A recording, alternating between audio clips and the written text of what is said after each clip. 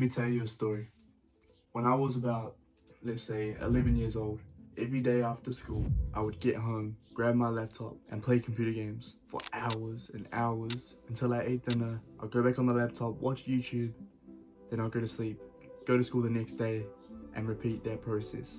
Majority of my time when I was younger was watching YouTube, playing games, the computer games. There was I think this game called Happy Wheels, where you go through a kind of a course, obstacle course, and you gotta try and finish it without dying or make a mistake or whatever. And there's all these different characters and stuff, and it was kind of gruesome. There was blood everywhere and all that.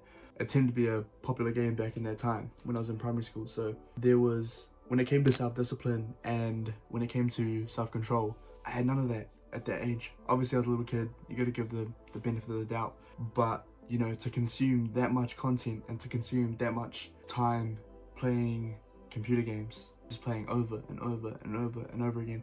I remember if there were certain games where you had to upgrade yourself and develop yourself to get to a certain level and unlock other things and whatever, it kind of consumed my brain while I was at school, because I would think about trying to go home and level up that character or level up that game that I was playing. And so, I spent maybe 4 hours on the computer, either watching someone play a video game or play the video game myself. It kind of the days went by where you don't realize how much time you're wasting until are in that situation, you look back at it. So, I wanted to talk about the topic about the truth about self-discipline, the truth about self-control. And the truth is, until you grow up and realize this, and until you understand how much your time is valuable and how much you have to take care about what you do during your time, whether it's beneficial for you or whether it's just a waste of time. The self-discipline and self-controlled people, the difference between someone that is disciplined and someone that isn't as disciplined is how they organize their life. So if you simply organize your life in a certain way,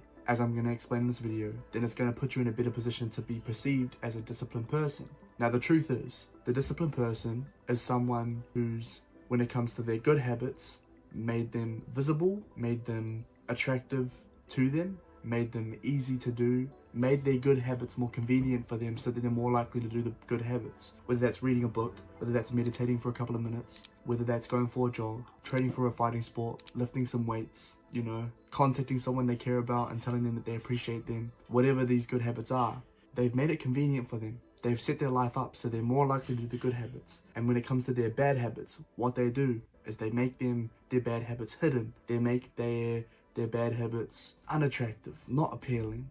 They purposely turn their perspective on these bad habits so they're less likely to do them. So if you set yourself up or set your life up in a way where, like a disciplined person, the only thing is the disciplined person uses their urges less, puts them in environments and positions, sets things up around their room, around their car, around wherever, to be able to less likely do the bad habits and more likely do the good habits. And that's why they're perceived as disciplined. When I was younger, I also had the choice to, when me and my friends would start partying, go to house parties and stuff.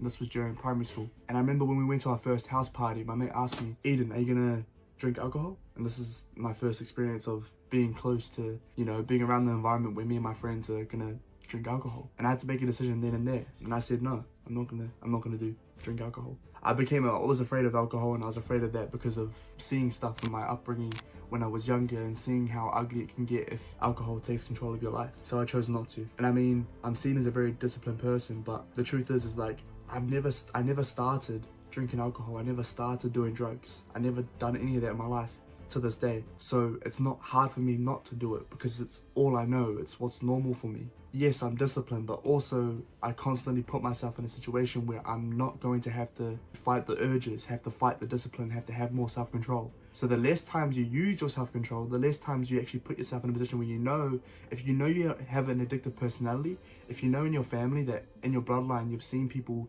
be consumed by these certain substances or be consumed by these certain actions, learn from that and kind of be like, okay, I'm actually not going to start that, or I'm actually not even going to begin that journey because I know that where it could take me, and it could totally change your life or save you from a whole lot of shit that could happen to you or that you could do to other people. Because who knows, if I ever started drinking alcohol, if I ever started doing drugs, if I ever started doing that, I'm a very competitive person, and I'm someone that would probably, if I did do those things, I'd probably try and outdrink people at a party. I'd probably try and outsmoke people at a party. And is that good for me? No. It would have made me more lazy. I would have spent way more money. I would have probably been, way more stupid, making stupid decisions constantly, because you're not going to be in a sane, controlled mind state when you are under the influence of those certain things. So just keep that in mind. It's like, the truth is about discipline is you have to put yourself in a good position. You have to make sure you know yourself right and take away the cues and the signals for the bad habits so you're less likely to do them, and put your good habits and put the signals for the good habits in position of where you can see it, where you can easily access it, whatever that is. For example, if you want to play more guitar, you don't put it in the case in a different room that you're not usually in. You put the guitar somewhere that's visible, where it's easily accessible, so you're more likely to get the feeling of grabbing it. And then if you're consistently grabbing the guitar, whatever, that is you disciplining yourself to then do that habit consistently, and that's going to make you look more disciplined. So that's the truth. The only difference is you set your life up differently. You put yourself in the best positions possible. You hide the cues and the signals of the bad habits. You make the cues and signals of the good habits visible and attractive, and you'll do them way more. I promise you.